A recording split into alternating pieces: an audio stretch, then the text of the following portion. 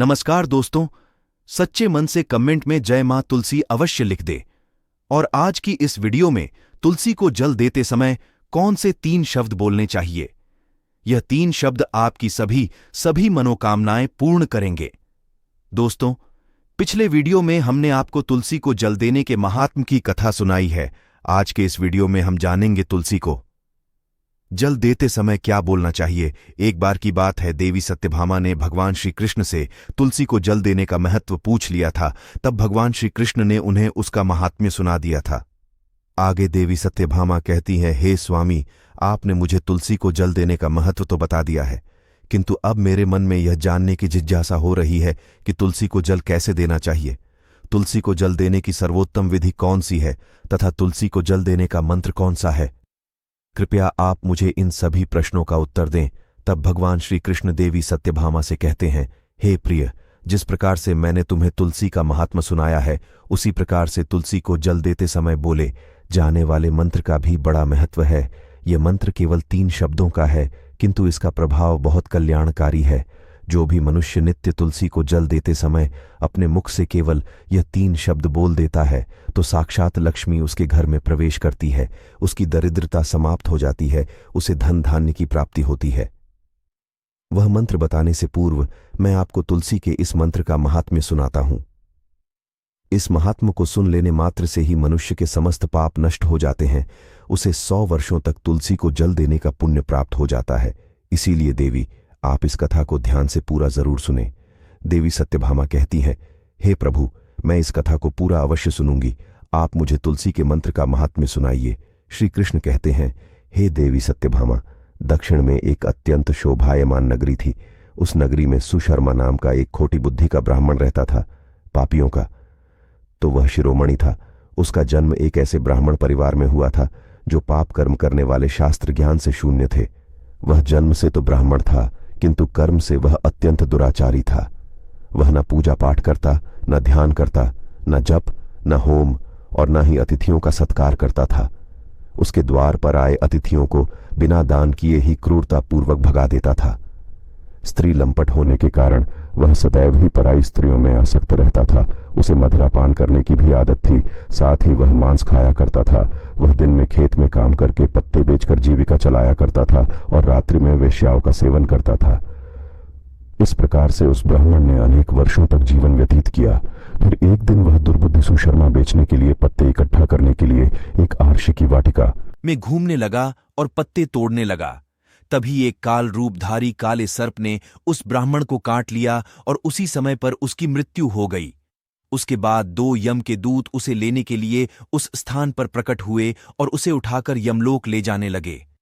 मार्ग में वह यमदूतों के सामने बहुत विलाप करने लगा, हे दूतों, मुझे कहां ले जा रहे हो? मुझे छोड़ दो, मेरे प्राण बख्श दो। किंतु यमदूत उसे यह कहते हुए ले जाने लगे, अरे दुष्ट ब्राह्मण, तेरे पाप कर्मों के कारण तुझे सांप ने काट लिया है। अब यमराज अवश्य घोर नरक में डाल देंगे। फिर यम के दूत उस ब्राह्मण को लेकर यमलोक पहुंचते हैं और यमराज के सामने खड़े हो जाते हैं। चित्रगुप्त उस ब्राह्मण का लेखा जोखा निकालते हैं और यमराज से कहते हैं, हे धर्मराज, इस ब्राह्मण ने बचपन से लेकर मृत्यु तक पाप ही पाप किया है। इसने कभी कोई पुण्य का काम नहीं किया है।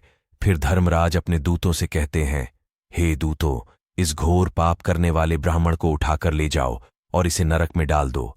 फिर यम के दूत उस ब्राह्मण को ले जाते हैं और नरक की भयंकर अग्नि में धकेल देते हैं अनेक वर्षों तक। नरक में सजा भुगतने के बाद उस ब्राह्मण को दूसरे जन्म में एक बैल का शरीर मिलता है। बैल का जन्म पाकर वह बोझ उठाने का काम करने लगा। उसका मालिक उससे दिन रात काम करवाने लगा। फिर जब उस बैल की शक्ति कम हुई तो उसके मालिक ने उसे एक लंगड़े आदमी को बेच दिया। उस लंगड़े आदमी ने उस बैल को खुद का बोझ उठाने के लिए उपयोग किया। वह उसकी पीठ पर बैठकर घुमा करता था। इस प्रकार से उस बैल ने 8 वर्ष तक उस लंगड़े आदमी का बोझ उठाया। फिर एक दिन वह लंगड़ा आदमी उस बैल की पीठ पर बैठकर किसी ऊंचे पर्वत पर जाने लगता है। उस पर्वत पर बहुत देर तक चढ़ने के कारण वह बैल बहुत थक गया। उसकी शक्ति क्षीण हो गई और कुछ समय बाद वह बैल बहुत जोर से मूर्छित होकर जमीन पर गिर पड़ा और अंतिम सांसें लेने लगा। तभी वहां पर खड़े लोगों को उस बैल पर बड़ी दया आ गई और वे उसके मुख में पानी डालने लगे। फिर उन लोगों में एक पुण्यात्मा व्यक्ति था। उसने उस बैल का कल्याण करने के लिए अपना पुण्य उस बैल को दे दिया। उसे देखकर अन्य लोगों ने भी अपना अपना पुण्य याद करके कुछ पुण्य उस बैल को दे दिया ताकि उसे मुक्ति मिल सके। उसी भीड़ में एक वेश्या भी खड़ी हुई थी। सभी लोग अपना पुण्य उस बैल को दे रहे थे। यह देखकर उस वेश्या ने भी अपना पुण्य ने उस बैल को दे दिया। कुछ देर बाद उस बैल की मृत्यु हो जाती है। फिर उस स्थान पर यमदूत आते हैं और उस बैल के शरीर से उस ब्राह्मण की आत्मा को निकालकर यमलोक ले जाते हैं। यमलोक ले जाने पर उसे यमराज के सामने खड़ा किया जाता है और फिर चित्रगुप्त उसका लेखा जोखा देखते हैं तो वे आश्चर्य में पड़ जाते हैं। उस वेश्या के द्वारा उस बैल को दिया हुआ पुण्य बहुत बड़ा होता है। उस पुण्य के प्रभाव से उसके सभी जन्मों के पाप नष्ट हो जाते हैं।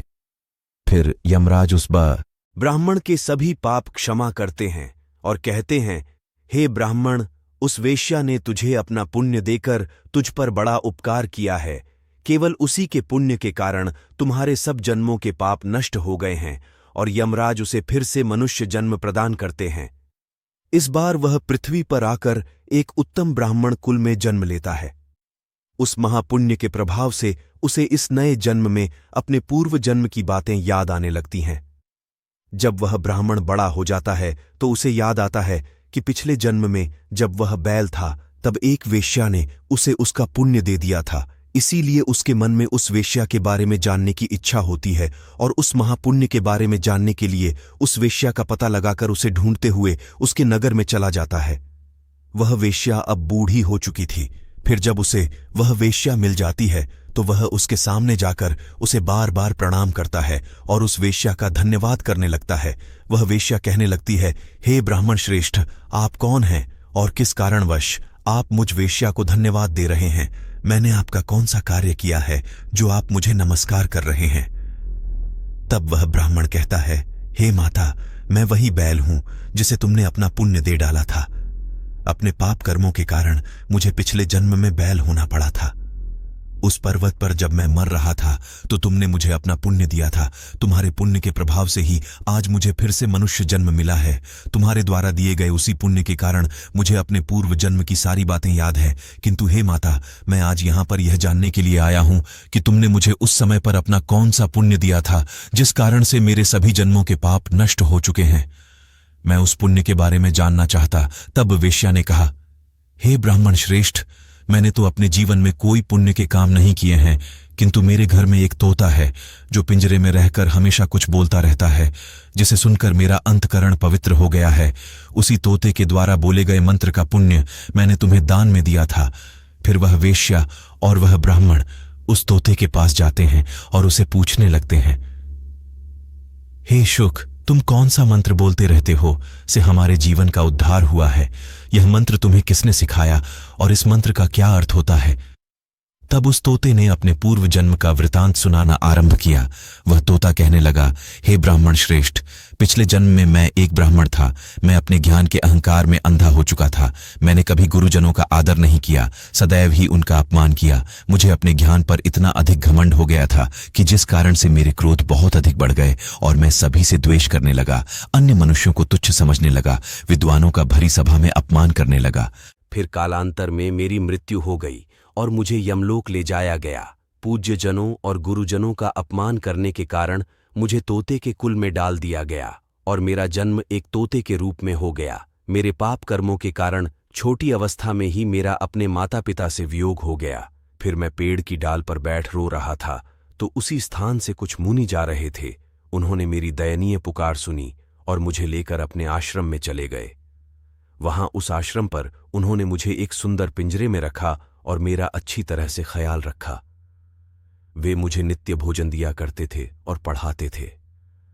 उस स्थान पर वे आर्षि मुनि, उनकी स्त्रियां और बालक सभी नित्य तुलसी के पौधे को जल देते थे और उसके सामने एक मंत्र का जाप करते थे।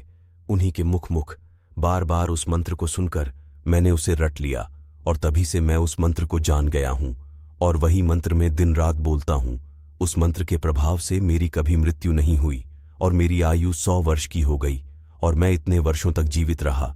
इसी बीच एक रात को एक चोर उस स्थान पर आ गया और उसने मुझे वहां से चुरा लिया और फिर इस वेश्या ने मुझे उस चोर से खरीद लिया। इस वेश्या के घर पर आने के बाद भी मैं उस मंत्र को बोलता रहता था, जिसे सुनकर इस वेश्या का मन भी पवित्र हो गया और इसने वेश्या का काम छोड़कर भगवान विष्णु की भक्ति करने लगी।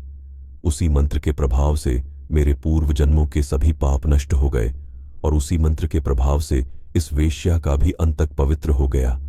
हे ब्राह्मण देवता, उसी मंत्र के पुण्य से आप भी पाप मुक्त हो गए हैं। इस प्रकार से तोते ने उस ब्राह्मण को और उस वेश्या को सारा वृतांत सुना दिया, जिसे सुनकर वह ब्राह्मण और वेश्या दोनों ही अत्यंत प्रसन्न हुए और फिर वे दोनों ही नित्य तुलसी को जल देकर उस मंत्र का जाप करने लगे। फिर वह तोता, वेश्या और वह ब्राह्मण तीनों उस मंत्र के प्रभाव से दिव्य विमानों में बैठकर विष्णु लोक को चले गए। श्री कृष्ण कहते हैं, हे देवी सत्यभामा, देखा आपने, केवल तुलसी के इस मंत्र के प्रभाव से उस तोते के, उस वेश्या के और उस ब्राह्मण के सभी पाप नष्ट हो गए हैं। इसीलिए प्रत्येक मनुष्य को रोज तुलसी को जल देते समय इस एक मंत्र का उच्चारण अवश्य करना चाहिए। हे देवी, वह मंत्र इस प्रकार है, इसे तुम ध्यान से सुनो। ओम वृंदावन स्वाहा, ओम वृंदावन स्वाहा। श्री कृष्ण कहते हैं कि जो भी स्त्री नित्य तुलसी के समक्ष इस मंत्र का उच्चारण करेगी वह सौभाग्यशाली बनेगी। जो भी पुरुष तुलसी के सामने इस मंत्र का उच्चारण करेगा उसे अक्षय धन की प्राप्ति होगी। जिस घर के सामने नित्य तुलसी की पूजा की जाएगी उस घर में साक्षात लक्ष्मी का वास होगा। तुलसी का यह मंत्र राजकल्पतरु है, यह समस्त फलों को प्रदान करने वाला है। अतः जो भी तुलसी के सामने इस मंत्र का उच्चारण करेगा उसे संपूर्ण सिद्धियां प्राप्त होंगी। स्त्रियों को सदैव ही स्नान करके अपने बाल बांधकर मांग में सिंदूर भरकर नित्य तुलसी को जल देना चाहिए और इस मंत्र का उच्चारण करना चाहिए। रोज तुलसी के पौधे की परिक्रमा करनी चाहिए, इससे सभी दोष नष्ट हो जाए। जाते नित्य शाम के समय तुलसी के पास दीपक जलाना चाहिए और तुलसी के पास बैठकर भगवान विष्णु की आराधना करनी चाहिए। तुलसी के पास दीपक जलाने से मनुष्य को धन धान्य की प्राप्ति होती है। हजारों अमृत के गड्ढों से नहलाने पर भी श्री हरि को उतनी तृप्ति नहीं होती जितनी वे मनुष्यों के द्वारा तुलसी का एक पत्ता चढ़ाने से प्राप्त करते हैं। 1000 गाय के दान से मानव जो फल प्राप्त करता है वही फल तुलसी पत्र के दान से पा लेता है। जो मृत्यु के समय अपने मुख में तुलसी पत्र का जल पा जाता है वह संपूर्ण पापों से मुक्त होकर श्री कृष्ण के धाम जाता है। श्री कृष्ण कहते हैं, पूर्णिमा, अमावस्या, द्वादशी और सूर्य संक्रांति के दिन मध्याह्न काल, रात्रि और अशौच के समय तेल लगाकर बिना स्नान किए अथवा बिना हाथ पैर धोए रात्रि के वस्त्र पहनकर तुलसी के पत्र तोड़ता है वह महापाप होता है। श्राद्ध, व्रत, दान, प्रतिष्ठा तथा देव पूजा के लिए तोड़े हुए तुलसी पत्र बासी होने पर भी 3 रात्रि तक पवित्र ही रहते हैं। तुलसी का एक एक पत्ता ना तोड़कर पत्तियों के साथ अग्रभाग को तोड़ना चाहिए। तुलसी की मंजरी सब फूलों से बढ़कर मानी जाती है। मंजरी तोड़ते समय उसमें पत्तियों का रहना भी आवश्यक माना गया है। पूज्य भाव से पौधे को हिलाए बिना तुलसी के अग्रभाग को तोड़ना चाहिए। इससे पूजा का फल लाख गुना बढ़ जाता है। तुलसी के पत्तों को कभी नाखून से नहीं तोड़ना चाहिए, इससे पाप लगता है। रात्रि में तुलसी के पौधे को स्पर्श ना करें अथवा उसके पत्ते ना तोड़े, ऐसा करना अशुभ माना गया है। रात्रि में तुलसी का पौधा निद्रा अवस्था में होता है, ऐसे में पत्ते तोड़ने पर पाप ही लगता है। गुरुवार के दिन तुलसी के पौधे में थोड़ा सा कच्चा दूध अर्पित करें। दूध चढ़ाते समय ओम नमो भगवते वासुदेवाय इस मंत्र का जाप अवश्य करना चाहिए। तुलसी के पौधे के पास शालिग्राम रखे और उस पर तिल चढ़ाए। पूजा में तुलसी और शालिग्राम को दूध में भीगी हल्दी का तिलक अवश्य करें। शालिग्राम पर तुलसी पत्र रखकर चंदन लगाना चाहिए। अगर कोई महिला मासिक धर्म से है तो वह तुलसी की पूजा न करें। मासिक धर्म के दौरान तुलसी को स्पर्श करने से घोर पाप लगता है, इससे स्त्री की दुर्गति होती है। तो दोस्तों, इस प्रकार से भगवान श्री कृष्ण ने देवी सत्यभामा को तुलसी को जल देने के मंत्र का महात्म्य सुनाया है। यह कथा आपको कैसी लगी कमेंट करके अवश्य बताएं। अगर यह जानकारी अच्छी लगी तो वीडियो को लाइक जरूर करें। कमेंट में जय श्री कृष्ण, जय मां तुलसी जरूर लिखें। साथ ही चैनल को सब्सक्राइब करें। आप सभी का धन्यवाद।